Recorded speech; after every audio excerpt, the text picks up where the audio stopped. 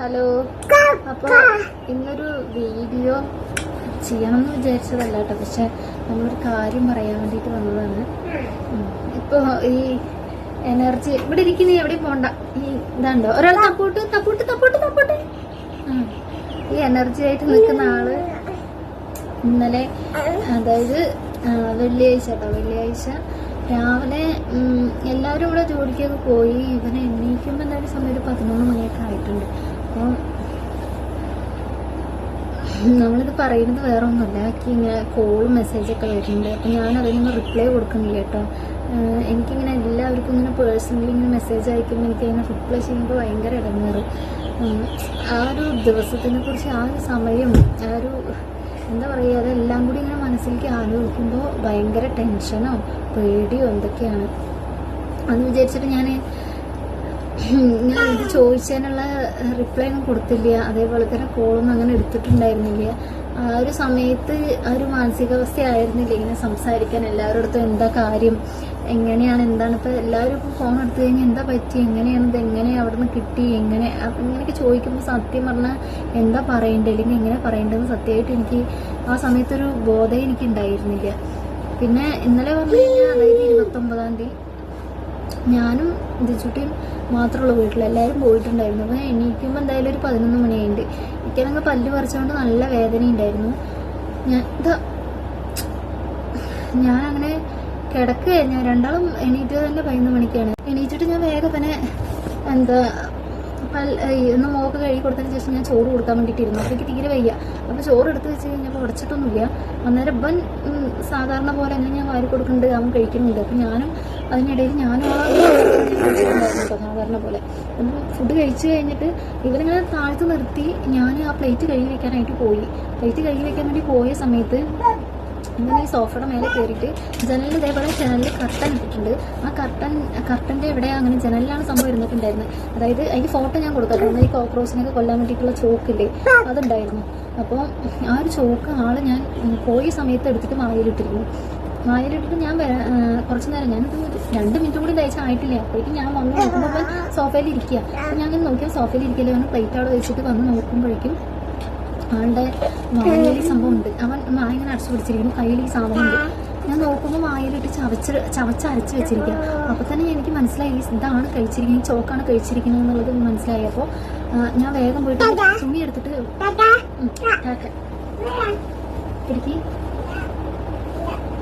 ഞാനൊരു തുണി എടുത്തിട്ട് അവൻ്റെ വായ തുടച്ചെടുത്തതിന് ശേഷം പിന്നെ ബാക്കിയുണ്ടായിരുന്നു ഞാൻ കഴുകി കളയാൻ വേണ്ടിയിട്ട് പോയിട്ട് വായിൽ വെള്ളം ഒഴിച്ചു കഴുകാൻ വേണ്ടിയിട്ട് അവൻ കാണിച്ചു തന്നു കേട്ടോ. പിന്നെ എനിക്ക് എന്താ ചെയ്യേണ്ടതെന്നൊന്നും അറിയാത്തൊരവസ്ഥയായി. അപ്പോൾ ഞാൻ വേഗം സിബിനെ വിളിച്ചു കഴിഞ്ഞിട്ട് ഞങ്ങൾ പറഞ്ഞു, കുട്ടി ഇങ്ങനെ ഈ ലക്ഷ്മണരേഖ എടുത്തിട്ട് കഴിച്ചിട്ടുണ്ട്, അവൻ്റെ വായിൽ നന്നായി ഞാൻ ചവച്ചരച്ചുണ്ടായിരുന്നു, കഴിച്ചിട്ടുണ്ട്, എനിക്ക് പേടിയാവുന്നു പറഞ്ഞു. ഇവിടെ ആണെങ്കിൽ ആരും ഇല്ലേനും. അപ്പോൾ തന്നെ വേറെ സിബിൻ പിന്നെ ഇങ്ങനെ ആരുള്ളത് നോക്കിയിട്ട് ഞാൻ അവരെ വിളിക്കാം. പിന്നെ എനിക്ക് ആരുള്ളത്, എന്താ ഉള്ളത്, എനിക്കൊന്നും ആരോടും പറയാനും ഇല്ലെങ്കിൽ വിളിക്കാൻ എനിക്ക് ആരും വിളിക്കാനും പറ്റുന്നില്ല.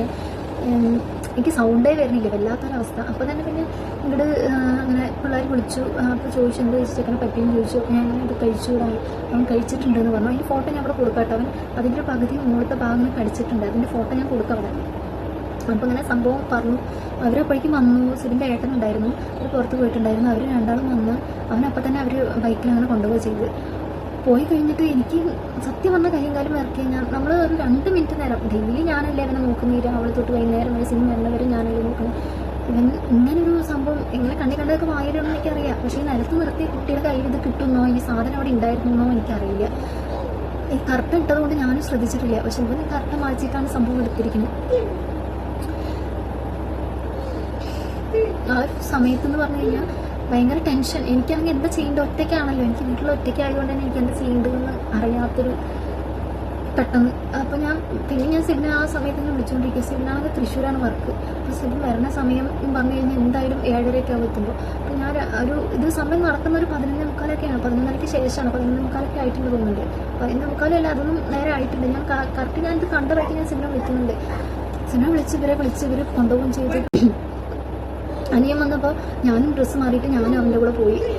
ഹോസ്പിറ്റലിൽ പോയി കഴിഞ്ഞപ്പോൾ പിന്നെ എമർജൻസി അവിടെ കയറ്റിയിട്ടുണ്ട്, ഇവർ പുറത്തിരിക്കുന്നു. പിന്നെ എനിക്ക് ടെൻഷനായി, കാരണം ഞാനില്ലാതെ അവനെ അപ്പോൾ പോയപ്പോഴും പിന്നെ എനിക്കപ്പോൾ ആ സമയത്ത് പെട്ടെന്ന് വണ്ടിയിലല്ലേ, അവർ ബൈക്കിലല്ലേ പോകുന്നത്, അപ്പോൾ പെട്ടെന്ന് ഹോസ്പിറ്റലിൽ എത്തിച്ചാൽ മതി എന്നുള്ളൊരിതായിരുന്നു. പിന്നെ അപ്പോൾ തന്നെ അവർ പോയപ്പോൾ ഡോക്ടറോട് ഇങ്ങനെ കാര്യം വന്നപ്പോൾ ഡോക്ടർ എന്നെ വിളിച്ചു, അതിൻ്റെ ഫോട്ടോ അയച്ചു കൊടുക്കാൻ പറഞ്ഞു, പെട്ടെന്ന് നമ്മൾ വരണമെന്നും പറഞ്ഞു. അപ്പോൾ തന്നെ നമ്മൾ അതിൻ്റെ ഫോട്ടോ അയച്ചു കൊടുത്തു. പിന്നെ നമ്മളത് ഞാനപ്പോൾ തന്നെ പോവുകയും ചെയ്തു. സിനിമയാണെങ്കിൽ വന്നുകൊണ്ടിരിക്കും, എത്തിയിട്ടില്ല. സിനിമ ജോലി സ്ഥലത്ത് നിന്ന് വരുന്നുണ്ട്, തൃശ്ശൂരിൽ നിന്ന് വരുന്നുണ്ടായിരുന്നു. ഞാൻ പിന്നെ വേഗം ഹോസ്പിറ്റലിൽ പോയി. അപ്പം കാണാനെനിക്ക് പറ്റിയില്ല. അപ്പോൾ അവരവിടെ ക്ലീൻ ചെയ്തുകൊണ്ടിരിക്കുകയാണ്. അവൻ ഛർദ്ദിപ്പിക്കുക, അതേപോലെ വയർ ക്ലീൻ ചെയ്യാനുള്ളതൊക്കെ നോക്കുമായിരുന്നു. അത് കഴിഞ്ഞ് കുറച്ച് നേരം കഴിഞ്ഞപ്പോൾ പിന്നെ വേഗം തന്നെ കയറാമെന്ന് പറഞ്ഞിട്ട് ഞാൻ കയറി കഴിഞ്ഞപ്പോൾ അവരിങ്ങനെ വിളിച്ചു കൊണ്ടുപോയി. അതിനുള്ളിൽ കയറി കഴിഞ്ഞപ്പോൾ എന്താ പറയുക, വല്ലാത്തൊരവസ്ഥ.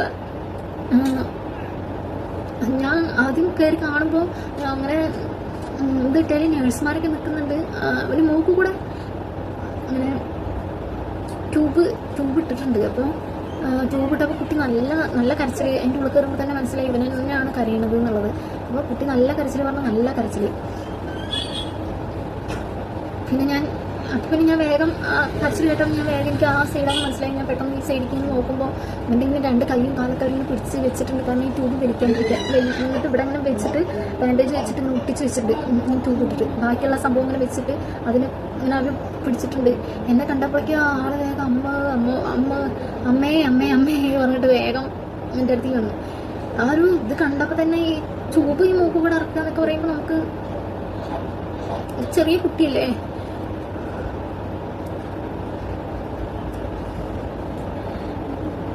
ചീത്ത പറഞ്ഞാൽ കൂടി അങ്ങനെ കരയില്ല, എന്തെങ്കിലും വികൃതി കാട്ടിക്കഴിഞ്ഞാൽ കൂടി. പക്ഷെ ഇത് ഭയങ്കരമായിട്ട് കുട്ടിക്ക് തേങ്ങി കരയുക. അതേപോലെ തന്നെയായിരുന്നു അവിടെ ചെന്നെത്തിയപ്പോഴും കുട്ടി ഞാൻ തേങ്ങി കരയുണ്ടായിരുന്നു. അത് കഴിയുമ്പോഴേക്കും കുട്ടി വയ്യാത്ത പോലെ ആയി.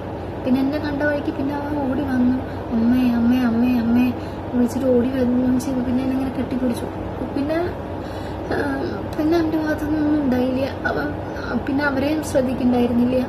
വേഗം കെട്ടിപ്പിടിച്ച് അവൻ്റെ ഒരു പേടി മാറിയ പോലെ എന്നെ കണ്ടപ്പോൾ. അത് കഴിഞ്ഞിട്ട് കുറച്ച് നേരം നിന്നപ്പോഴേക്കും പിന്നെ സൂചി വെക്കാൻ വേണ്ടിയിട്ട് കയ്യിൽ സൂചി വെക്കണം പറഞ്ഞു.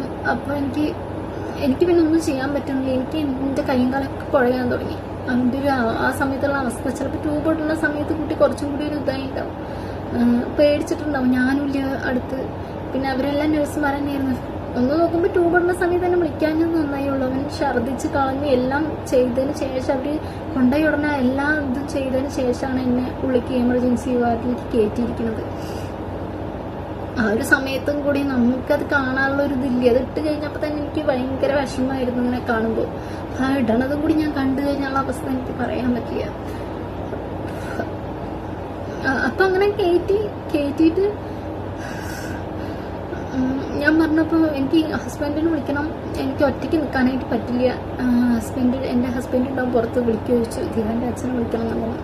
അപ്പോൾ തന്നെ സിസ്റ്റർ അതിനെന്താ വിളിക്കാം, പോയിട്ട് വിളിച്ചിട്ട് വരാം കേട്ടോ, കുഴപ്പമില്ല എന്ന് സിബിൻ വന്നതിന് ശേഷമാണ് പിന്നെ മനസ്സിനൊരു ഉറപ്പെന്ന് പറയാൻ പറ്റില്ല, എന്നാലും എന്തോ ഒരു ധൈര്യം എനിക്ക് കിട്ടിയത്. പിന്നെ സിബിൻ വന്നു കഴിഞ്ഞപ്പോൾ തന്നെ അവർ പറഞ്ഞു വേഗം സൂക്ഷിച്ചിട്ട് നമുക്ക് ICUലേക്ക് ഷിഫ്റ്റ് ചെയ്യണം പറഞ്ഞു. അതായത് ഒമിറ്റ് ചെയ്യാനായിട്ട് പറ്റില്ല, മരുന്ന് കയറ്റിക്കൊണ്ടിരിക്കുകയായിരുന്നു, ഒമിറ്റ് ചെയ്യാനായിട്ട് പറ്റില്ല പറഞ്ഞു. പക്ഷെ അപ്പം തന്നെ അത് കഴിഞ്ഞ് കുറച്ച് കഴിഞ്ഞിട്ട് ഇവൻ ഭയങ്കരമായിട്ട് ഒമിറ്റ് ചെയ്തു. എന്ന് എൻ്റെ ദേഹത്തു കൂടെ ആയിട്ട് ഇങ്ങനെ പോകാൻ തുടങ്ങി. ഞാൻ അങ്ങനെ കൈ വെച്ചു. അപ്പോഴേക്കും വേറെ സിസ്റ്റർമാർ വേഗം പാത്രമൊക്കെ കൊണ്ടുവന്നു, അങ്ങനെ വെച്ച് കൊടുത്തു. പക്ഷെ കുട്ടി അങ്ങനെ ഛർദ്ദിച്ചുകൊണ്ടിരിക്കുക. ഈ കയറ്റിയ മരുന്ന് വരെ കുട്ടീൻ്റെ ഛർദ്ദിച്ചിങ്ങനെ വരാൻ തുടങ്ങി. അപ്പോൾ പിന്നെ എനിക്ക് ടെൻഷനായി.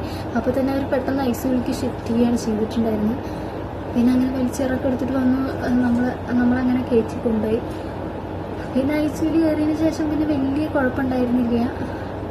അവരപ്പം തന്നെ അവിടുന്ന് മെഡിസിനും കാര്യങ്ങളും എല്ലാം ട്രിപ്പ് ഇട്ടു, ഇഞ്ചക്ഷൻ ചെയ്തു, എല്ലാം ചടപടയുന്ന എല്ലാം അതിൻ്റെ ഒപ്പം തന്നെ ചെയ്തു കേട്ടോ.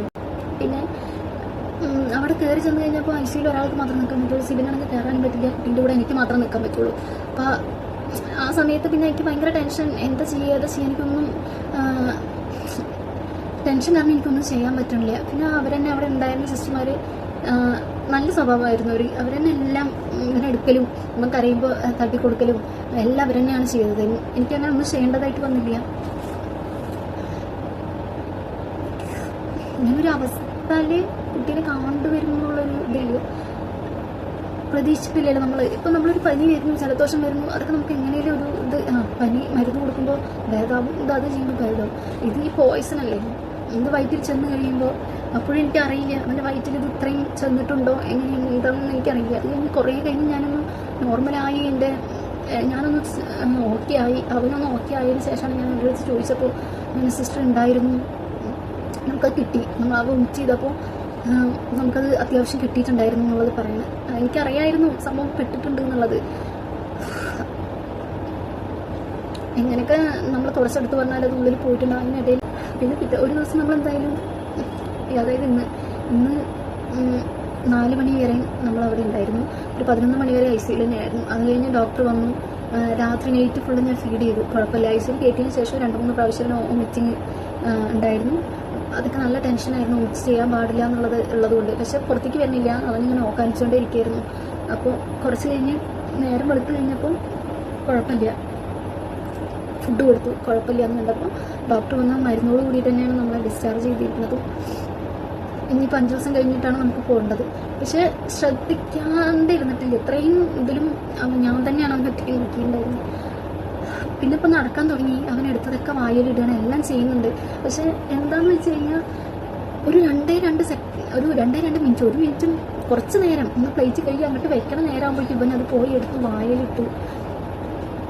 എനിക്കറിയില്ല അത് എന്താ പെട്ടെന്ന് ഇങ്ങനെ. അല്ലെങ്കിൽ ഞാൻ അലക്കാൻ പോകുക, പാത്രം കഴുകാൻ പോകുമ്പോഴൊക്കെ എൻ്റെ കൂടെ വന്നിരിക്കുക. ഞാൻ അവിടെ ചെന്ന് പാത്രം കാണുന്ന സമയത്ത് അവൻ എൻ്റെ കൂടെ ആ സ്റ്റെപ്പിൽ ഇങ്ങനെ വന്നിരിക്കും എന്നല്ലാതെ അവനൊന്നും ചെയ്യില്ല. എന്നിപ്പോൾ ഞാൻ അവിടെ നിലത്ത് നിർത്തി എൻ്റെ ഒപ്പം വരുന്ന കുട്ടിയാണ്, എന്നാൽ അവനൊപ്പം വന്നില്ല. അപ്പോൾ ഞാൻ ഹാളിലല്ലേ അപ്പോൾ അവിടെ ഇരുന്നോളും എന്നുള്ള രീതിക്ക് ഞാൻ അവനെ പോയി പാത്രം കഴുകി വെച്ചിട്ട് ഇങ്ങോട്ട് വരുമ്പോഴേക്കും അവൻ സോഫയിൽ കയറി കറക്റ്റ് മാറ്റി ജനലിനാണ് സംഭവം എടുത്തിരിക്കുന്നത്. പക്ഷേ എനിക്ക് സിബിനെ വിളിക്കുമ്പോൾ എനിക്കിതിങ്ങനെ ഉള്ളിൽ പോയിട്ടില്ല, എനിക്ക് ആകെ ടെൻഷനായി, എനിക്കറിയില്ല. ഞാൻ സിബിനെ വിളിച്ചിട്ട് പറയുമ്പോൾ തന്നെ അവൻ തന്നെ എന്നോട് പറഞ്ഞു, അമ്മ വാവ പാപ്പം എന്ന് പറഞ്ഞു അവൻ എന്നോട്. അപ്പം എനിക്ക് മനസ്സിലായി അവൻ അത് കഴിച്ചു എന്നുള്ളത്. എനിക്ക് അപ്പം തന്നെ എനിക്ക് മനസ്സിലായി.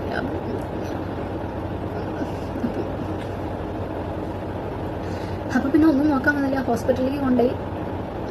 പിന്നെ നമ്മൾ കൊണ്ടുപോയത് അസീസയിലായിരുന്നു. അപ്പോൾ അവിടെ എല്ലാത്തിനും ഉള്ളത് കൊണ്ട് എന്താ പറയുക, പെട്ടെന്ന് പോയതും നമുക്കെല്ലാം അവർ എല്ലാം ചെയ്തു തന്നു. പോയതും പെട്ടെന്ന് തന്നെ അവൻ വോമിറ്റ് ചെയ്ത് കാര്യങ്ങൾ എല്ലാം. പിന്നെ മൂക്കിൽ കൂടെ മരുന്ന് കയറ്റി വയറിലുള്ള പോയ്സണൊക്കെ ഉണ്ടെങ്കിൽ അതൊക്കെ പുറത്തേക്ക് വരാൻ വേണ്ടിയിട്ട്, മോശം പോകുമ്പോൾ വരാൻ വേണ്ടിയിട്ട് അതൊക്കെ ചെയ്തു വരും. അതുകൊണ്ട് തന്നെ പെട്ടെന്ന് കുട്ടിക്ക് ഒരു കുഴപ്പമില്ലാതെ ദൈവസഹായിച്ചൊന്നും വന്നില്ല. അത്രയും എനിക്കും ഞാനും സിബിനും ആകെ അവൾ കയറിയിട്ട് ഈ ട്യൂബിട്ട സമയത്ത് അവൻ്റെ അവസ്ഥ കണ്ടു കഴിഞ്ഞപ്പോൾ മൊത്തത്തിൽ ഞങ്ങൾക്ക് എന്താ ചെയ്യേണ്ടത്, അല്ലെങ്കിൽ ഞങ്ങൾക്ക് അപ്പോഴത്തെ ഒരു മാനസികാവസ്ഥ പറഞ്ഞാൽ മനസ്സിലാവില്ല. അത് അവൻ തന്നെ വേണം. അല്ലാതെ പുറത്തുനിന്ന് ഒരാൾക്ക് വന്നിട്ട് അമ്മയുടെയും അച്ഛനെയും പോലെ ഒരു എന്താ പറയുക, പുറത്തുനിന്ന് ഒരാൾക്ക് വന്നിട്ട് കാണുമ്പോൾ എന്താ ഒന്ന് തോന്നും. പക്ഷെ എനിക്ക് നമ്മുടെ മക്കളെ ഇങ്ങനെ നിൽക്കുന്ന സമയത്ത് എനിക്കത് സഹിക്കാൻ പറ്റുന്നതെന്ന് സഹിക്കാൻ പറ്റുള്ളൂ. എനിക്കിങ്ങനെ ചമക്കൊക്കെ ഇങ്ങനെ പൊട്ടിപ്പോണമായിരുന്നു. അത് എൻ്റെ മനസ്സിൽ ഞാൻ സിമിട്ടെടുത്തു.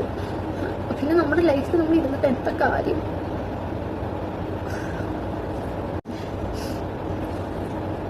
അപ്പോൾ ഞാൻ ആ ഒരു ട്യൂബ് ഇട്ടിട്ട് കുറച്ച് നേരം ഇരുന്നിട്ട് അതിങ്ങനെ ഇരുന്നിട്ട് അമ്മ എന്താ ഇങ്ങനെ ഫോട്ടോ എന്നൊക്കെ പറഞ്ഞിട്ട് ഇങ്ങനെ ഫോൺ പിടിച്ചിട്ട് അവനെ പിടിക്കണ്ടായിരുന്നു.